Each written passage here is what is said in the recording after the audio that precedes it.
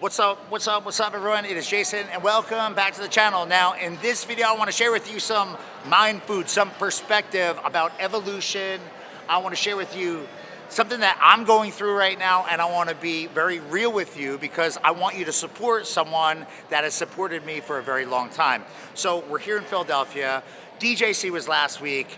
Headed to Virginia tomorrow to do a wedding. I'm going to be in LA. Then I've got a monster wedding on Thanksgiving Eve, which is just 4 days away or whatever it is.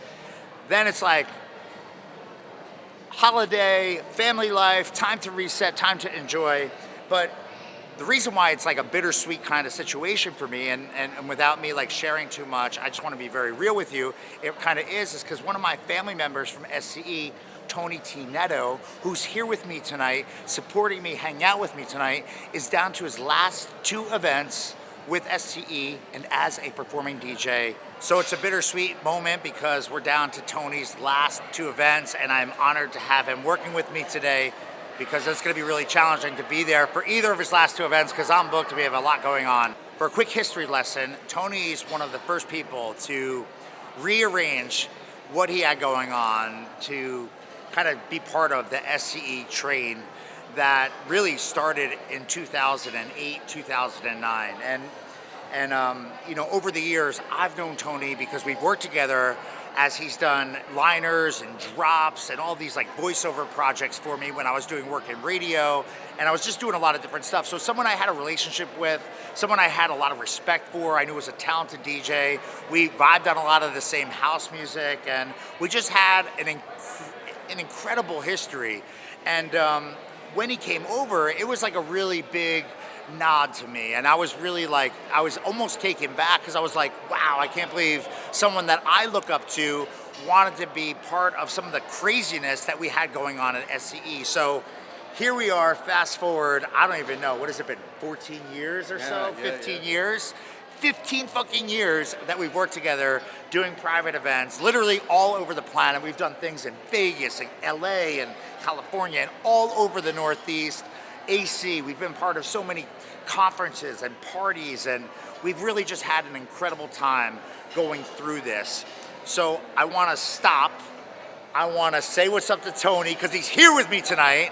I'm so and I want to be here too. I want to talk about the projects that you have going on. Oh my God, okay. So first up, this conversation of moving on, deciding to hang up the headphones for events, which is a painful thing because it wasn't like Tony had to do it. I mean, he was at the peak, right? Getting insane money for insane parties, just doing amazing things. And the conversation technically started now like probably like 3 years ago. I think the beginning of the conversation kind of went down. So talk to us a little bit about the mindset of kind of deciding to move to like moving on, if you will. Yeah, I appreciate that, and I appreciate all your words. It has been a really long time. It was really hard to wrap my head around it because, you know, what you do for a living, no matter what anybody tells you, especially if you're very passionate about what you do for a living, really is part of your identity. And I think one of the hardest things for me to wrap my head around, quite honestly, was getting a little weird actually thinking about that moment, or those moments, is literally just being able to let go of part of your identity, but also understanding, and eventually I came to this kind of like epiphany where you're really, you are letting go, you're shedding a skin, so to speak, you're thanking your previous self for everything that's gone on to this point, but you also have something to look forward to. And I always knew that there would be an evolution because I've been doing this studio stuff obviously for 20 years at this point. I just didn't know how it would happen. And I think as DJs, you know, we think that we're going to carry speakers until you're in a wheelchair, and that could very well be the case. But if you have aspirations and you have other inspiration, there's no other way to do it other than to literally make the decisions. Otherwise, the decisions get made for you, and it's a perpetual cycle. Was it a hard process? Painful. to be candid, I had a lot of conversations with my wife. God bless her. She listened to the same shit over and over and over because I had to come to grips with a lot of stuff. And without her support, literally saying, if you don't do this now, when are you going to do it? That really helped me come to the decision. But it was really difficult. And your support, too. We had a lot of conversations about that. And I was very candid about what I was feeling and where I was going.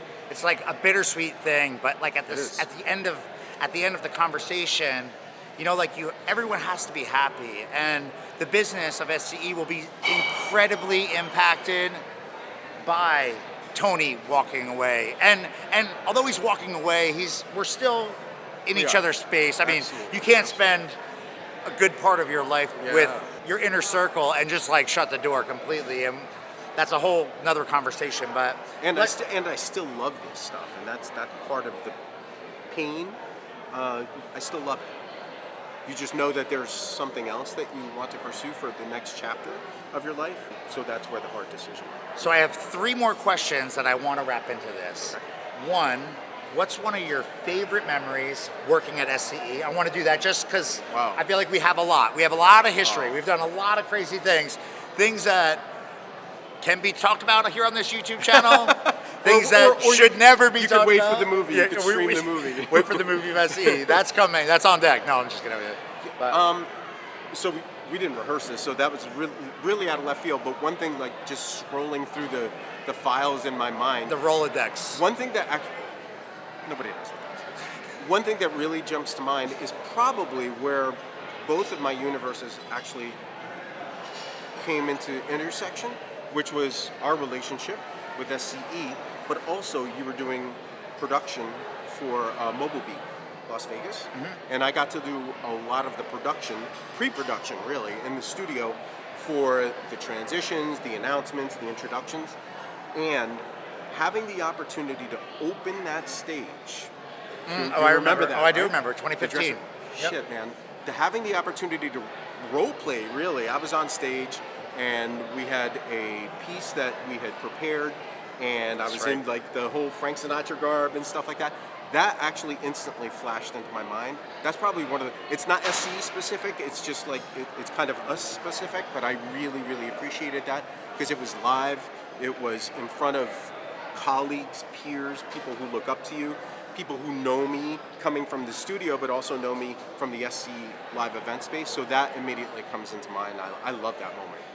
My second question is, what is next? When one door closes, one door opens. So like, what is to come with Tony Tee Neto? Yes. All right. So other than taking care of my wife and 3 cats, apparently, because that's what I do, I have a lot going on, actually, and it really has been a transition. I've been doing the studio stuff, the studio production, a lot of it very DJ-centric, a lot of it very private event, entertainment-centric. I've been doing a lot of branding for companies, et cetera, private event companies. So I've evolved that. I've also been doing the voiceover stuff for many years, but I have really, really doubled down, tripled down on that over the course of the last several years. I'm talking about taking workshops, taking training, putting myself into very uncomfortable positions, and understanding voiceover acting as opposed to just, talking into a microphone. So a lot of that has led me into, I love to share. I think I'm a teacher down in my core. So I've always loved to share, even where we've brought on new people into the group. I've always loved to kind of like take them under their wing or whatever I can do to like make them succeed. So I'm kind of evolving that. I'm evolving that into helping my voiceover community, which I've really become, I think, an integral part of, helping a lot of intermediate or junior voiceovers kind of figure out a path, or lending them my ear, my kind of more experienced ear, helping them with demos, helping them with production, which a lot of voiceovers don't do, and that's kind of my background. So I'm doing that, which I really appreciate. Obviously, I'm doing the voiceover stuff. Drophouse.com, in case you're not familiar with Drophouse and that whole side of Tony's world. But that's not it. Which that's is evolving. No, which is evolving because I've got a whole TonyTneto.com is now very voiceover centric, and Drophouse is going to become a little more production centric. That's right. Rather than simply branding and imaging and liners and all that stuff. So that's an evolution. So I'm really enjoying that. It's a lot of work. So essentially, like my goal is to be the voice of a national brand on their commercials. That is my goal. And I'm putting that here so that I can keep watching that shit and you guys can all send positive vibes, because that is my ultimate goal. I'm doing a lot of smaller stuff. I'm doing a lot of commercials, local commercials, Spotify, radio, stuff like that. But that's my ultimate goal. So I'm working really hard at that. That's my personal evolution. And then from there, the mentoring. The mentoring on the voiceover side, actually, I really enjoy, because I realize that I have a lot to bring and a lot to share with that community. And then part of what I'm doing, and this started probably in earnest probably last year, is actually sharing a lot of our experience, a lot of my personal experience being a host, being a professional DJ for 20 plus years at very least, right? Sharing a lot of my detailed approach towards events. I want to share that with colleagues and professionals inside of our universe. So I've actually started a mentorship program that is geared towards DJs who want to level up. Level up in particular with their emceeing. So I call it an MC masterclass and mentorship program, because it really is, yes, I spent 6-7 months developing a curriculum, no joke, where I've like topics, stuff that I can really talk about and share. And it's actually working really well, because I realize that the perspective that I share, a lot of which, you know, is inside our SCE culture, is unusual for a lot of guys who are just kind of like yelling into a microphone, especially when it comes from an MC perspective. And a lot of the training and workshops that I've developed or taken to develop my voiceover work has really, really helped me over the last many years at live events. So that's my unique perspective. That's actually my unique value. You know what? I think after talking with Tony about the master class mentoring program, what I've received from it is it's not just MC work, although that's a big part of it. Yeah. It's about preparation. It's about timing. It's about delivery. It's about speaking in front of people and being comfortable. It's about doing the work so that you are properly prepped, so that you do exercises and you work on breathing so you don't sound like you're gasping for air when you're in the middle of doing what you do.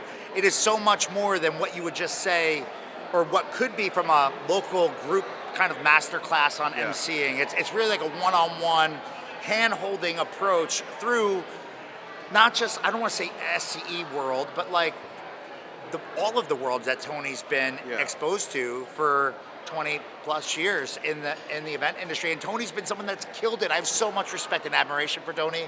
So if you're watching this, we're gonna put some links in the description of this video where you can bond with and make sure that you're connected to Tony. But you can also check out TonyTeeNeto.com. You can also check out drophouse.com if you're looking for dope drops or voicemail recordings or answering messages. There's so much on there that you can support Tony. And it's not just him, he's got other resources too, and an amazing network of people.